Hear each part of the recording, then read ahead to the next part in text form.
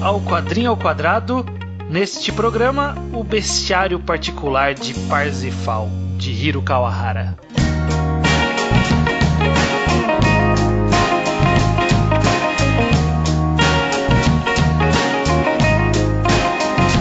Pois bem, estamos aqui então para mais um Quadrinho ao Quadrado, podcast mensal sobre quadrinhos nacionais do site Ao Quadrado. Eu sou o Estranho, estou aqui com o Judeu Ateu. Exatamente, estamos novamente reunidos para falar sobre um quadrinho nacional e, conforme anunciado no programa anterior, como nós sempre fazemos, e anunciado na abertura desse programa também, vamos falar de O Bestiário Particular de Parzifal, de Hiro Kawahara. 3 vezes anunciada, estamos prontos. Exatamente. Se você está chegando aqui pela primeira vez, esse programa a gente tem ele separado em 2 partes, então no começo a gente vai falar de uma forma mais ampla para quem não leu ainda, né, para ver se, dependendo da nossa opinião, se a pessoa se convence a ir atrás de ler. E na segunda parte nós falamos da história com spoilers, né? Então a gente vai a fundo até o final para poder discutir mensagens, simbolismos, esse tipo de coisa. E ver se a nossa opinião mudou durante a conversa, o que acontece com frequência. Exatamente. Vamos começar então a falar sobre esse quadrinho que foi lançado pelo Hiro Kawahara através da editora SES SP, mas também foi financiado pelo Catarse. Sim. Né? E o Hiro Kawahara, ele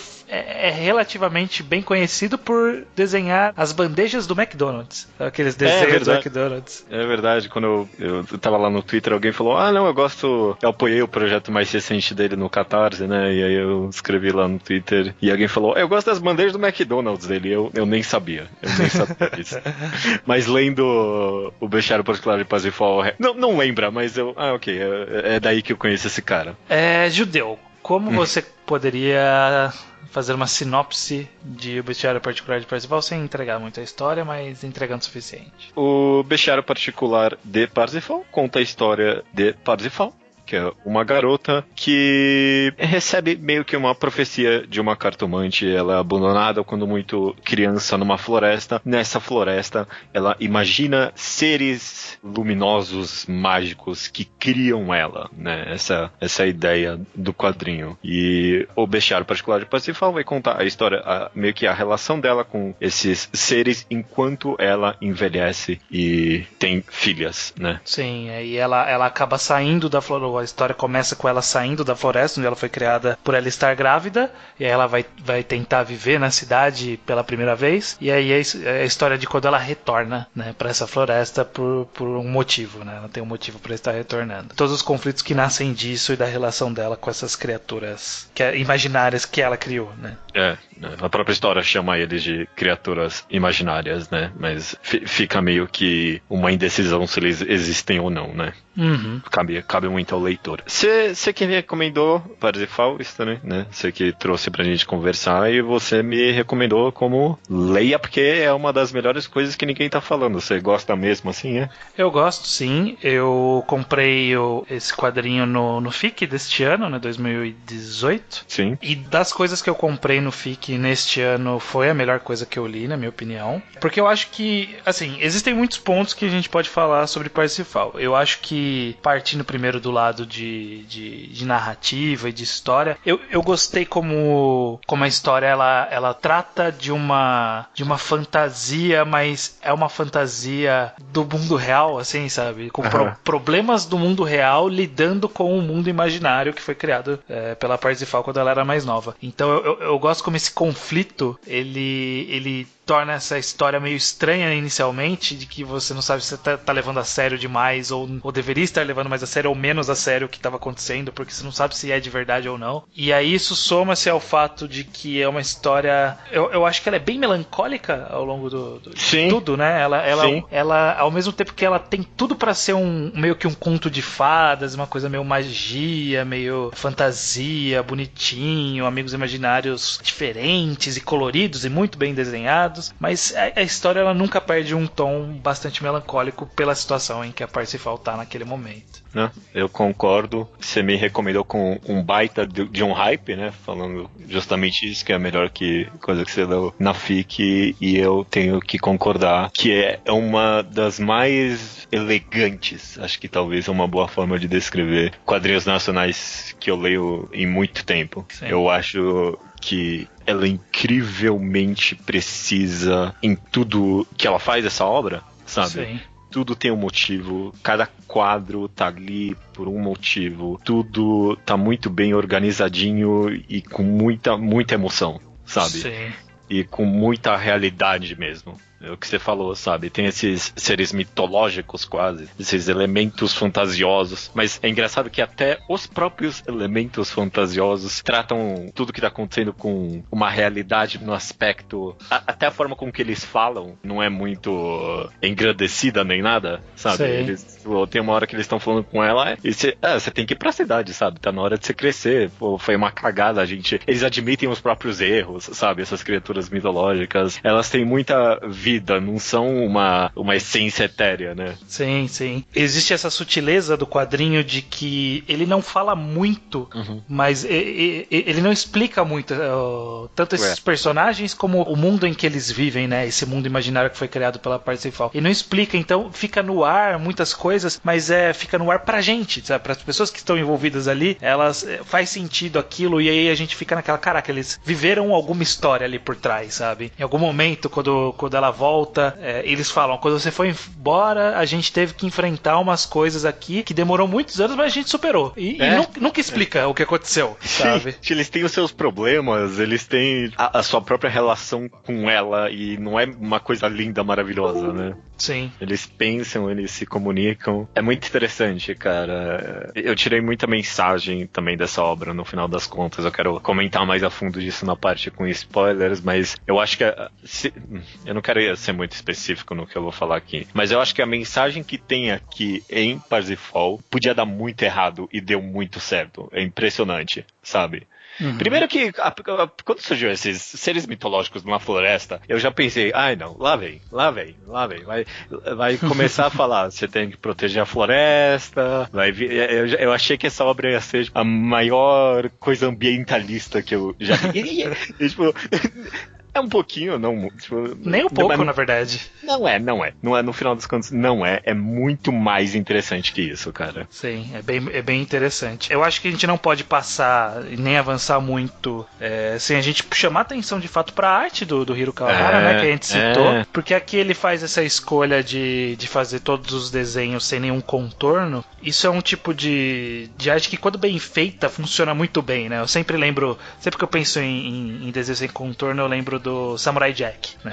Sim. Samurai Jack, ele é essa coisa que é meio chapada por não ter contorno. Eu não sei exatamente qual é o efeito que causa, mas ao mesmo tempo parece que tudo tá bem mesclado, né? Como não tá delimitado o personagem, é a cor que delimita o personagem. Parece muito que de fato eles estão coexistindo ali naquele mundo, né? Ele não se destaca do background, né? Os personagens fazem parte do cenário, fazem parte de tudo que tá naquele quadro.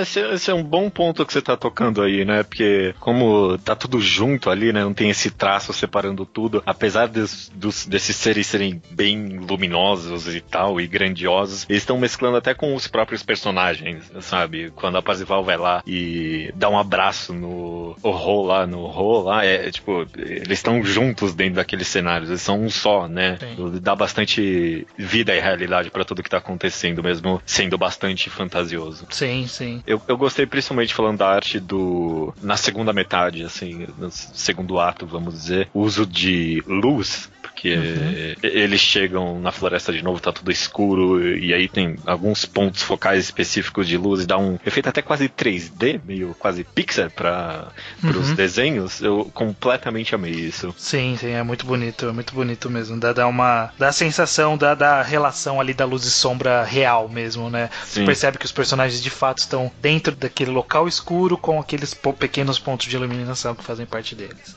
Gostei bastante.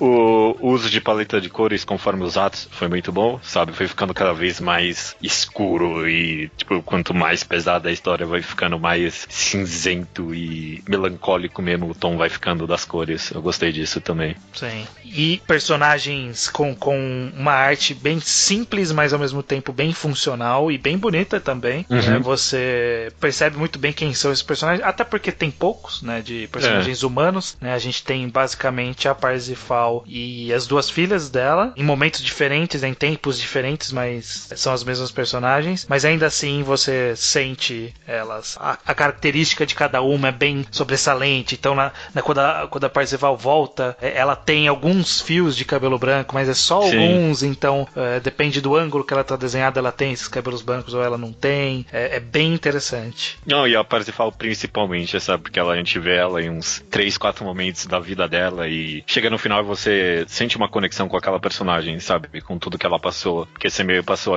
ali junto com ela. É engraçado porque a história tem começa com uns 2 time skip, um seguido do outro, né? E o primeiro time skip parece quase desnecessário, mas ele acaba fazendo muita parte da história e até do relacionamento do leitor, eu achei, com a Parzival, porque ver ela nesse meio de vida aprofunda a nossa relação com o personagem. Eu gostei. Sim. E outro ponto bem interessante que eu considerei dessa história é que justamente por a gente ter esses poucos personagens, né, são essas 4 mulheres, né, a mãe e as 2 filhas, e as criaturas imaginárias que participam, nomeadas tem umas 3 ou 4, né, mas o principal é o Ro, tem o Monsieur, né, e tem algum outro que tem um nome que eu nem lembro qual que é o nome. Mas enfim, o importante é a fisionomia deles nessas coisas diferentes. Enfim, tem só isso de personagens. Então, ela é uma história que o conflito não surge de um antagonismo.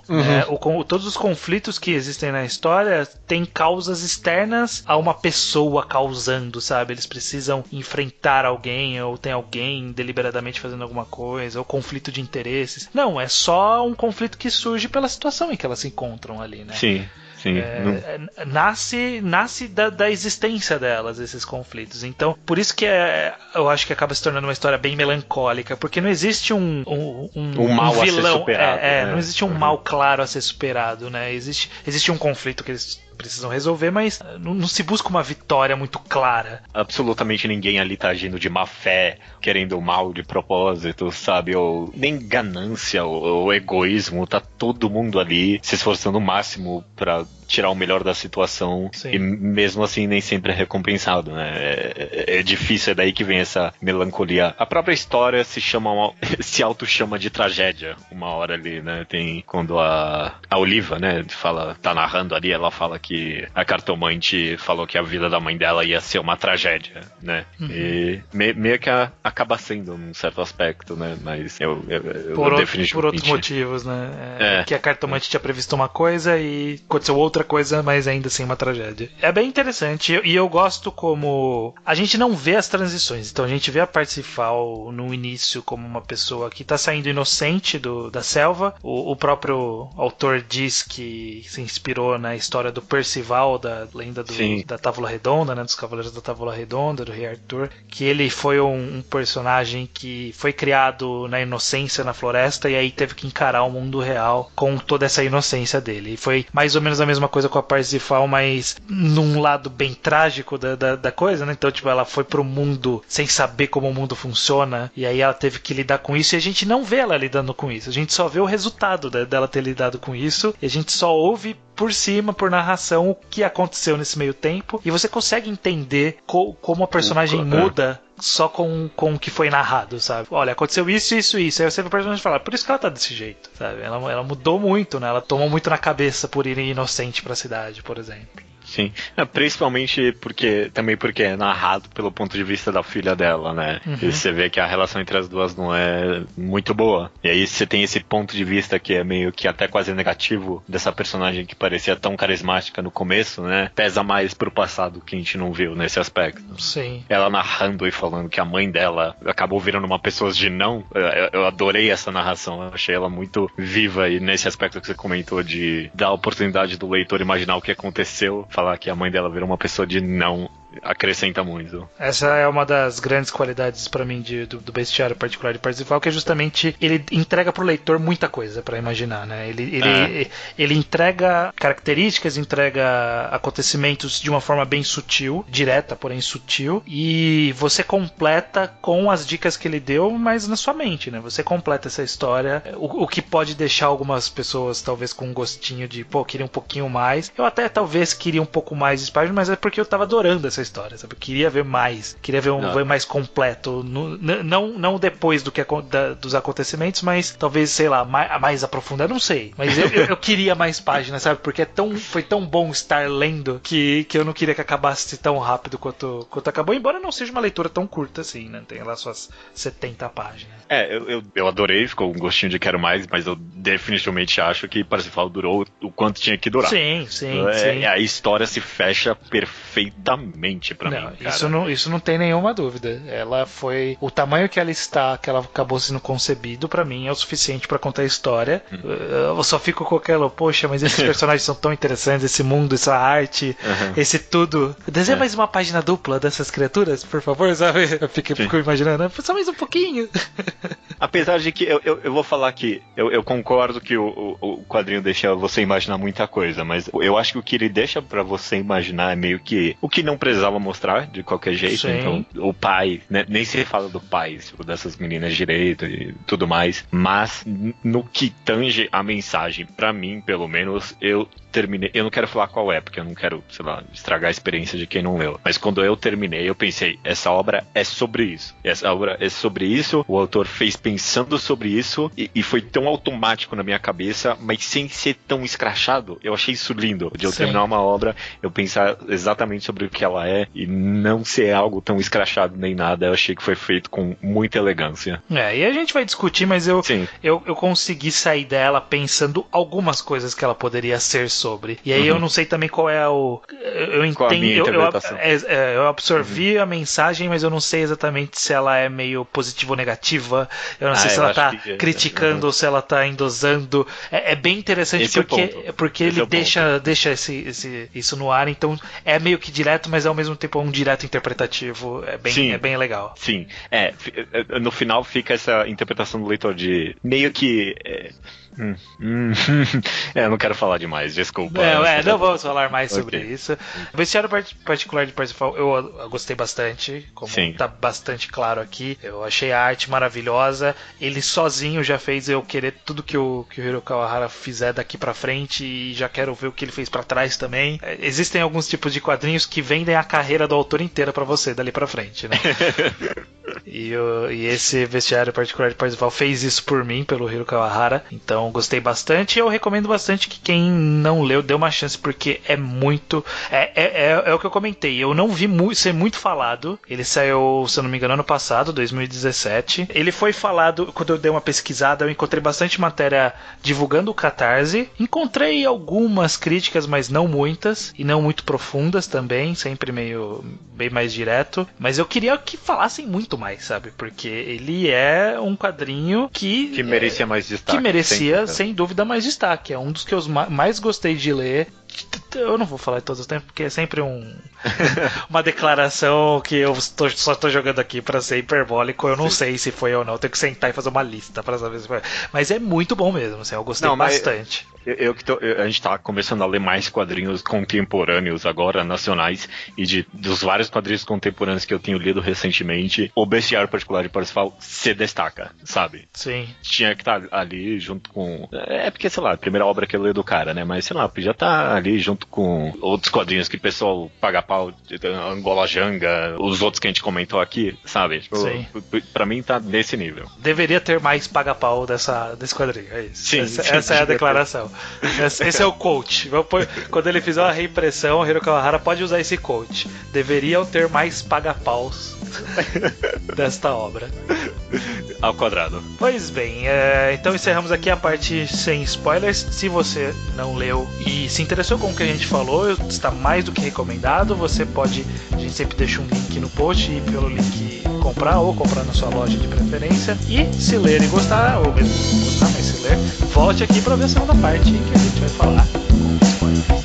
Eu tenho coisa para falar. Vamos lá.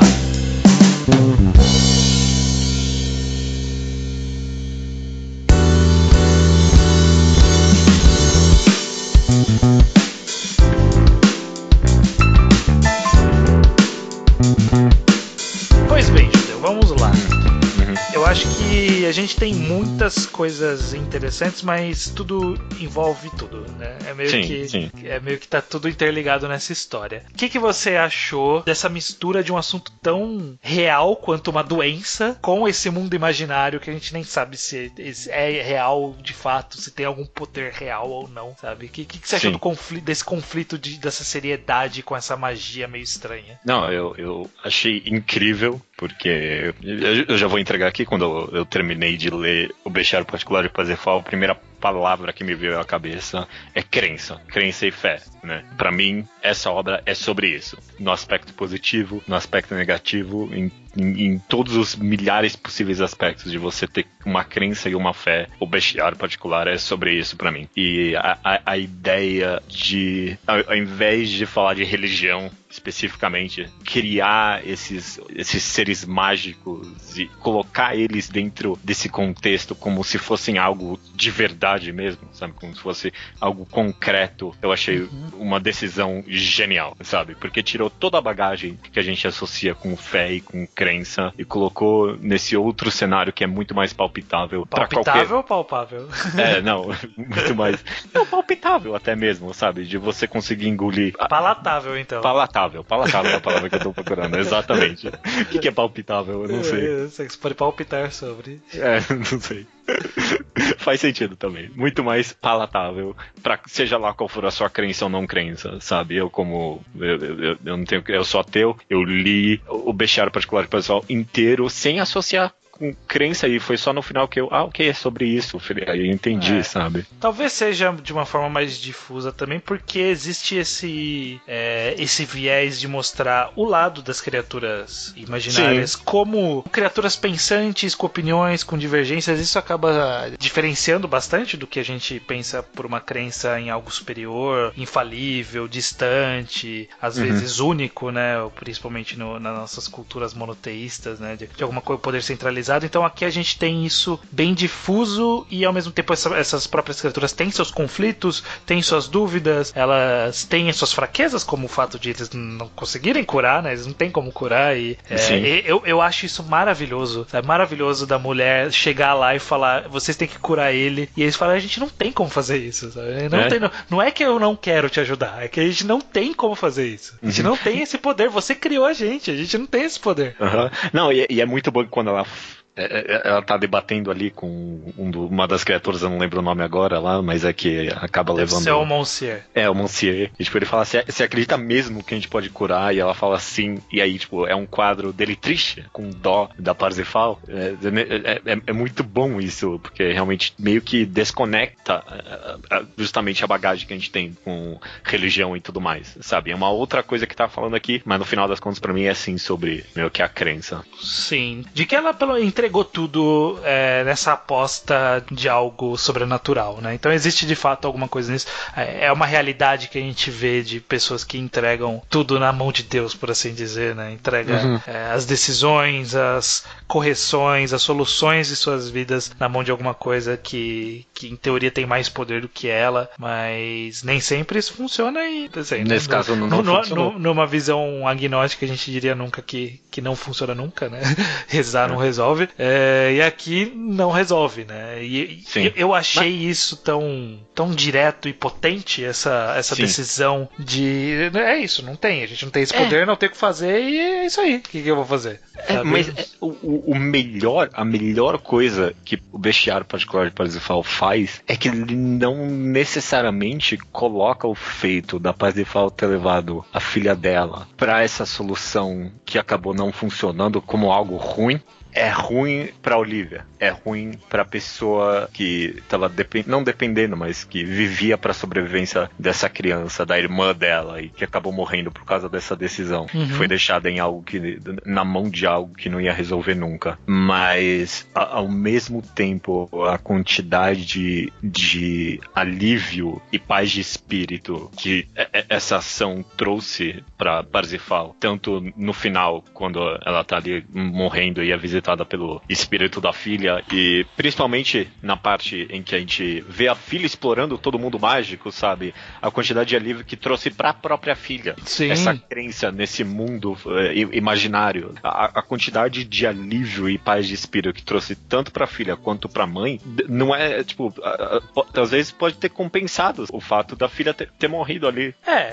Ele acaba sendo uma representação dessa crença num pós-vida, por assim dizer, né? Porque é basicamente isso que aconteceu, né? Ela morreu e virou um anjo, por assim dizer, né? Uma fadinha ali. Uma analogia bem direta e ao mesmo tempo, assim como tudo o que tem nessa história, e é outro ponto que é tão sutil e interessante, é que a gente nem sabe se tudo isso é real. Ela pode muito bem só ter morrido ali e a Parsifal só ter pensado a forma dela lidar com aquela morte da mesma forma que a forma que ela tinha para lidar com a realidade era criar os animais imaginários. A forma dela lidar com a morte da filha era imaginar que ela tinha virado um espírito, sabe? Sim. Tudo pode viver no campo da imaginação. Não tem como a gente dissociar isso. Não tem como a gente aceitar que é real 100%, sabe? Não tem como. Não tem nenhuma prova, sabe? Não tem nada disso. A prova que tá, na verdade, é que não existe, né? Porque a filha morreu ali, né? Então, sim. Na minha leitura, pelo menos, né? Eu, como um não crente, leio essa obra e a mensagem pra mim eu não sei se valeu a pena no final ou não. Porque quem continuou vivo ali, a Olivia, ela continuou viva com muita angústia do que aconteceu e com muito rancor da mãe no final. Ela presta ali os respeitos à mãe, mas ela nega completamente tudo aquilo. Pra mim, ela nega aquela existência daquela situação, né? Ela foi prestar as homenagens no final, naquele epílogozinho, ela presta as homenagens, mas ela fala claramente, né? Tipo, não venha me buscar. Exatamente. Pra ela, o que aconteceu a mãe levou a filha doente pro meio da floresta e por isso a filha morreu. Minha irmã morreu por causa disso. É os dois pontos da balança pra mim, sabe? Eu leio essa história e me identifico muito mais com a Olivia do que com a mãe e com a filha, mas eu definitivamente vejo... Eu leio essa obra e ela me passou o valor de acreditar em algo, sabe? O quão benéfico pode ser para algumas pessoas no final das contas. Ou não, porque no caso dela, né, teve essa situação de que ela não viu mais a filha até o momento da morte dela, né? Então, a história, o dito pra gente é que elas ficaram presas no mundo por algum motivo e aí eles só conseguiram sair agora. Para todos os efeitos, essa pessoa viveu na tristeza, isolada o resto da vida, né? A Parsifal, depois que a filha mais velha foi embora e a mais nova morreu, ela ficou morando ali naquela casa isolada, sem ninguém, né?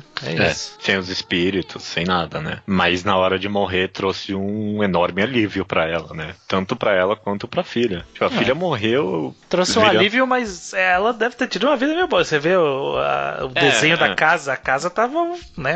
Parecia que ela tava presa naquilo, né? Então, fica essa dualidade. Será que foi bom pra ela ficar presa nesse sentimento a vida toda e levar a vida desse jeito que ela levou? Ou será que ela deveria ter seguido a vida fora dali, né? E não dá a conclusão pra gente de qual a decisão correta, pra mim, é a genialidade de O Bestiário Particular. Uhum. E Desculpa, é porque ele dá tanta riqueza, sabe? Pra essa noção tão corriqueira e comum na vida da gente, que é a crença. Eu achei lindo isso dele mostrar. Ele, que nem se falou agora, ele vai intercalando muitos lados positivos e os negativos. É ótimo que a filha teve um alívio na hora de morrer, mas que merda que ela morreu pra começo de conversa. Talvez tivesse uma chance se não tivesse ali. Mas bom, pelo menos, né, deu um alívio pra mãe na hora de morrer. Mas porra, né, ela ficou ali sozinha, crendo em nada que não aparecia pra ela, né? Então, tipo, o autor não cansa de ficar colocando todos os lados possíveis pra essa história. Sim, e de forma, novamente, algumas coisas bem direta, mas com uma sutileza muito boa, né? Uma das sutilezas que eu gosto bastante, por exemplo, é que nós sempre vemos o ponto de vista da história da casa na floresta ali, da floresta. Então a gente nunca sai da floresta. A Parsifal sai, quando ela volta a história continua, quando ela sai a história para, quando ela volta a história continua. Então a gente, para todos os efeitos, nós somos uma das criaturas imaginárias da Parsifal. A gente tá ali vendo só quando ela volta. Sabe? Não parei pra pensar por esse aspecto, não. A gente tá sutilmente isolados do mundo, igual os seres imaginários também estão. E outra, uma sutil ironia é que no final, independente de crença ou não, a Parsifal tomou uma boa decisão de ter voltado pra casa porque ela encontrou o dinheiro. O problema é que ela encontrou tarde demais. Como assim? Eu não lembro agora. Mas ela encontrou uma caixa a última coisa que ela encontrou antes de ir embora era uma caixa cheia de dinheiro é verdade. Com a escritura da casa. Então se ela tivesse feito isso no primeiro dia e voltado pro hospital, talvez a filha estivesse viva. Foi uma boa decisão, mas acabou, né, no final não se pagando. Acabou servindo pra, né, poder pagar os estudos da Olivia, e ela foi estudar fora, virou médica, porque a gente sabe que pra virar médico pobre é difícil virar médico. sim. Então, né, serviu pra alguma coisa, mas é sutil como era uma solução, de fato. Independente de ter esses amigos imaginários, eles conseguirem resolver ou não, ter ido pra casa era uma solução que poderia funcionar. E não funcionou por causa da crença de que iria funcionar. É um pouco irônico que foi no mesmo momento que ela achou, já era tarde demais. E de ter ido pra lá buscando uma coisa, sendo que era outra que ela tinha que estar procurando, né? Exatamente. Muito bom, cara, muito bom. Quando eu comecei a ler Parsifal, eu falei que eu achei que ia ser uma história meio ambientalista e tal, eu não esperava esse nível de profundidade mesmo, e de elegância na mensagem, sabe? Tipo, é muito sutil e muito direto ao mesmo tempo. E tem esse clima, ele varia as cores com bastante frequência, mas esse clima, eu citei na parte sem spoiler, do clima melancólico. E aí quando eu tava relendo aqui pra esse programa, cara, como tipo, não dá folga, sabe?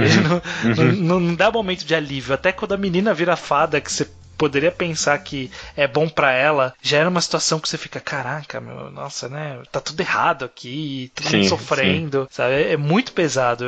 Esse contraste é muito forte, né? De algo tão mágico ser tão melancólico ao mesmo tempo. Sim, eu concordo. E até meio que folhando aqui o livro, você vai vendo os tons ficando cada vez mais escuros, e o único momento que tem uma luz, assim, tipo uma página grande, branca, é quando, né, a Parsifal finalmente morre, tem a paz de espírito de estar junto com a filha, né? Muito legal. Eu acho que não tem muito mais o que comentar. Foi um ponto interessante. Gostei bastante. Permaneço gostando bastante. Falamos sobre tudo que tínhamos para comentar sobre o bestiário particular de Parsifal. Espero que quem tenha lido tenha gostado e evangelize mais pessoas, como a gente está fazendo aqui, porque merece ter mais atenção.